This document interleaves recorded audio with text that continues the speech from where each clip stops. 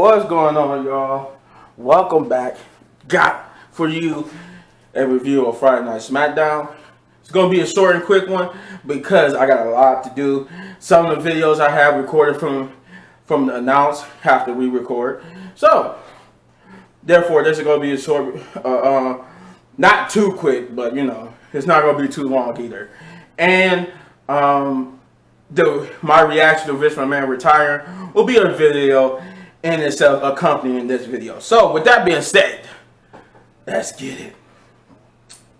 So we kick off with Stephanie McMahon like they did this past Monday Night Raw with Titus O'Neil. This time it was Stephanie.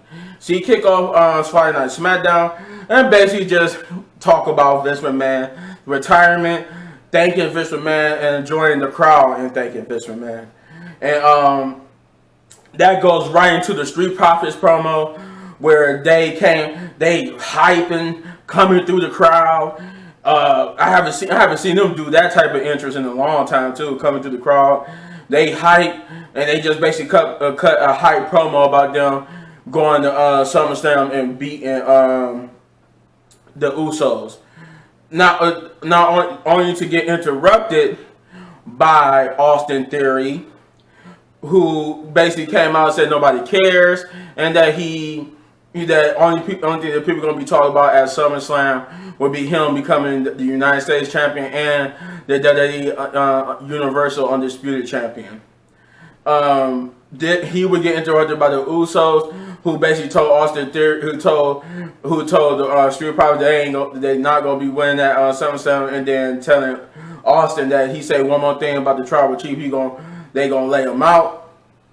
They came into a chaotic brawl with the Street Profits being beaten down by the Usos and Austin Theory, but Madcap will come out and even up the odds.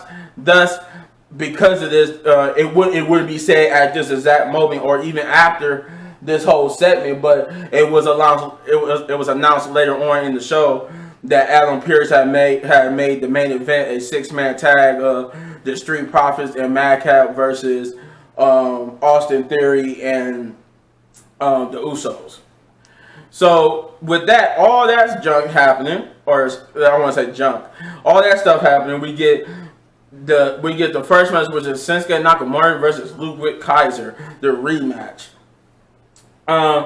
It was a little tense. I like that they made it a little tense with Kaiser because he's trying to stay on the good side of Gunther, and that he doesn't want Gunther chopping him to hell. And the match was going good. It was a good match. I wouldn't say it was the best way to start off SmackDown match-wise, but it was a good match. The kicker here was that Ludwig was going to lose. It looked like he was on the verge of losing to Shinsuke Nakamura, but Gunther got involved helping Kaiser pick up the victory here. But once they got to the top of the ramp, Gunther made Kaiser basically brace himself, and Gunther took off his jacket and it looked like he was getting ready to chop him, but then he went, "Oh no, man! See, don't worry, bro." He's like, "I got you, bro. I got you, man. I was just messing with you. You did good. You did good." He smiled at the crowd and stuff like, "Yeah, you did good." He was in Ludwig like, "Yeah." He did his whole behind the back thing. But then out of nowhere, not out of predictably, Gunther was like, "Yeah." Wham! It just hit him right in the chest, knocked his ass down. I was rolling. I was like, it was stupid because you saw it coming, but I was like, how did you not, even for writing this down as a script, you should have saw that the character should have saw it coming. It was so obvious that it was coming. We got a Liv Morgan and Ronda Rousey promo next backstage where Kayla was basically interviewing both of them, but Ronda sent her away, and they basically just told why, Ronda, told Liv why she's gonna beat Liv at SummerSlam because Liv is not Ronda. Well, Ronda made her name.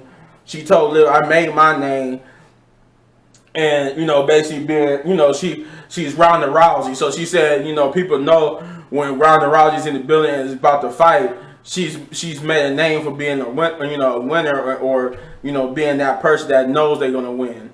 And she said, "Wow," she said, "but you're just Liv Morgan. You still haven't made your name in the same vein as I. So I expect you, when you lose that championship and I take that SmackDown Women's Championship back from you, to shake my hand just like I shook your hand." And Liv Morgan basically gave the same retort, saying that though she can't look her in the eyes and say she's gonna beat her because she knows she's better than her, but she says she will retain the title and win because she needs this. She needs this more than Ronda does. She want this more. She want this more than Ronda does, and so forth and so on. And that she vowed to leave as SmackDown Women's Champion. And then she told Ronda that she will shake her hand once she wins. But the funny thing was, I didn't realize that how short, because Liv Morgan and Ronda. I didn't realize that both Liv Morgan and Ronda are not that tall, because Liv Morgan is not tall. And when you saw them backstage, I'm like, holy crap! I thought Ronda was a little bit taller than Liv Morgan. She's not tall either. They both short. They just little spitfires. We get the Pat McAfee promo next. I called it a promo because it turned into a promo, but basically they was doing commentary at ringside. Michael Cole and they were talking. I forgot what they was talking about, but they were talking about something at ringside to us, the audience. And then while Michael Cole was just sitting there like this, looking at Pat, he went, "Oh my God!" He hit Pat and jumped out the way, and Pat was like, "What?" And he looked over and was like, "Oh God!" He got just big booted by Baron Corbin, which Baron Corbin beat him down, and it resulted in a brawl that went from the ringside. It was a beat down ringside because Baron Corbin basically beat him down ringside, but he didn't really do. It wasn't like a real beat down because Pat McAfee was able to basically recover, chase after Baron Corbin, and basically that's when the brawl happened. It happened backstage, right after you leave gorilla position. Like the camera showed Pat McAfee going to gorilla position, leaving the gorilla position, going to the where the superstars walked towards gorilla position, and there Baron Corbin was waiting with a chair. They brawled. And it was broken up, and then Pat McAfee came back out, cut a promo about basically beating Baron Corbin up at SummerSlam. Finally, after all this, the second match was Jinder Mahal and Shanky versus the Viking Raiders, or the new vicious Viking Raiders. All in all, it was a dumb match because it really didn't. This was a match I can't say it was even bad. It was just stupid and dumb to even have this on the card because it was just Jinder Mahal and Shanky. After a while, Shanky got beaten up and taken out, and Jinder Mahal was fighting the Viking Raiders, fighting Ivar or Eric. It was Ivar, and Ivar threw I can't remember. I get both of them mixed up. The one with the long hair and the beard, he threw Jinder into the New Day, who was at ringside, and they got the victory via count out. The whole thing was stupid, and they even left. The new vicious Viking Raiders left the ring when the New Day got in the ring to confront them after the count out victory. But yeah, the Viking Raiders won via count out. We got Sheamus and Drew McIntyre promo next. Wow, they really are going to milk this thing. And I know I didn't realize that Gunther, they keep changing Gunther's music interest. I just remember that. I didn't realize that each time not each time, but every so often, like every time he come out on SmackDown, they keep changing his his ring entrance music. It just popped in my mind when I was about to talk about this Sheamus and Drew McIntyre promo. They really gonna milk this though because this was unnecessary promo. They went through all this. The whole promo was basically about them trying to get the match started tonight between him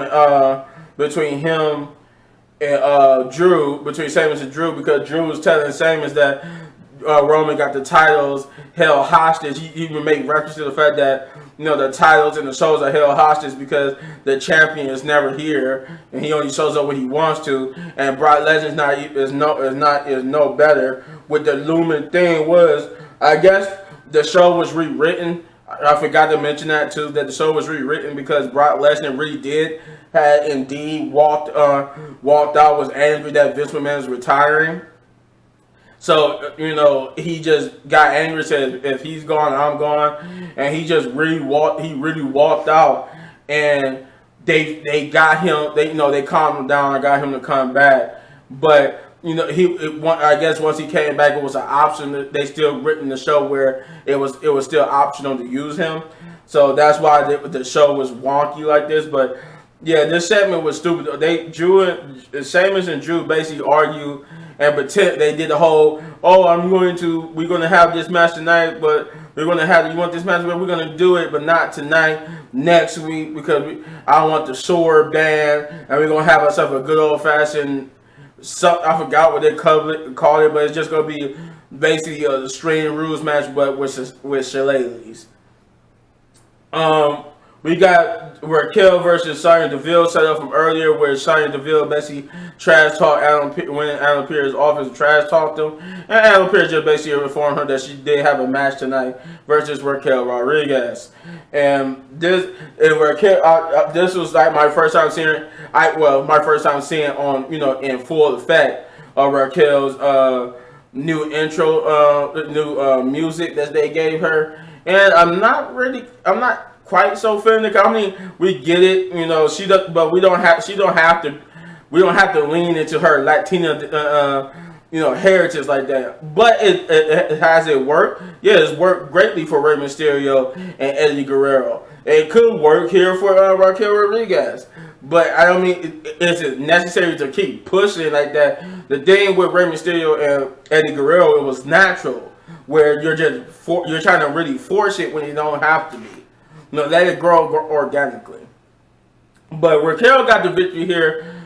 Pretty good. Sonya Deville had some nice offense, but she had the victory here. And then I didn't realize until after I saw the episode, it was earlier today, that Sonya got beat up by Ronda Rousey because she refused to leave the ring. It was one of those WWE.com exclusives where Sonya Deville demanded respect, and somebody told the hire us to call her to give us respect, but then Ronda Rousey came and beat her up and got her out the ring. We got Lacey Evans and Aaliyah promo. The promo, it's the same thing 3 to 4 weeks in a row now. Lacey Evans just basically came out, cut a promo about this and that, and won't have the match with Aaliyah. See, they won't have the tag team match with Aaliyah. Now she, for the first time, and these other 3 times, she just wouldn't have a straight up match with her. And then but this time, unlike that, the only difference from last week and this week is that she woman's right her again this time, like she did the first time. Poor Aaliyah. She's a great talent. Lacey Evans is a great talent, but they wasted in here by making Aaliyah look like she doesn't have any talent, any capabilities. And they make it Lacey Evans just cut these stupid promos that's diminishing her character. They both need to be showcased better than this. The main event, which is the Usos and Austin Theory versus the Street Profits and Madcap, was an okay finish to the show. I'll bet they did again where they had multiple promos and promoting next week and recaps and video packages, and then they finally got to the match. And this was done in between everybody's intro. They would do the Usos or promo video package, and I think the Austin Theory or whoever came out did another video package. They keep doing this for some reason. And it's still no. What is the reason why Madcap and Dolph Ziggler is targeting Austin Theory. We still haven't got a clear cut on that, but the match itself was good. I would actually like for a finish, you know, like a pinfall submission finish, but we didn't get that here. Come to think of it, I think it was only 2 match out of all the matches, only 2 of them ended with a pinfall submission. This match did not. This match came down to the fact that Austin Theory, knowing that the Usos wanted to beat him up afterwards, tried to basically walk out of the match, but got caught by Jay. Super kick to drag back over so Jimmy could tag himself out. All the while, this whole thing happened. Nobody on the Street Profit side thought to get up and attack Jimmy and get the victory just offhand while he was distracted with the fact that Austin Theory was leaving. And then this would cause once this happened, it was a brawl with the Usos and the Street Profits. Even though even though Austin Theory, was Austin Theory the legal man? Yeah, he was good. Jimmy tagged himself out. Austin Theory was the legal man, and while him and Madcap was basically fighting, and somehow I guess he forgot that he wanted to leave the match.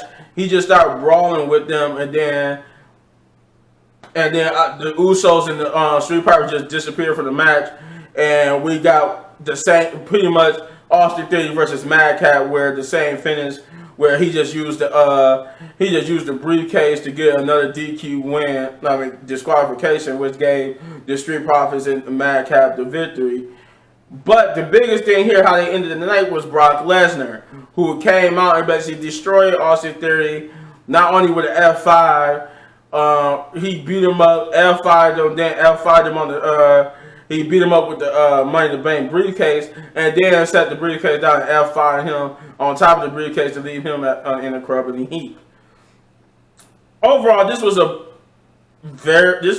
I guess, it wasn't even decent. It was just you know what? I'm giving it a 5 out of 10. This was just a meh episode. It wasn't like the only big news and big thing on here was that Vince McMahon retired, and we got Stephanie McMahon on here promoting. Other than that, everything was pretty much the same. You know, it was nothing significant other than Vince McMahon retiring happened on this show, and Brock Lesnar beating the hell out of Austin Theory. But yeah, 5 out of 10. You let me know in the comments down below what you thought. And if you enjoyed this video, you hit this button right there in the upper right corner for all of my WWE reviews. And if you enjoyed the video so much you want to support the channel, you know what to do. Hit those buttons. And don't go anywhere because I got more coming your way. So hit any one of these videos for the meantime. Peace.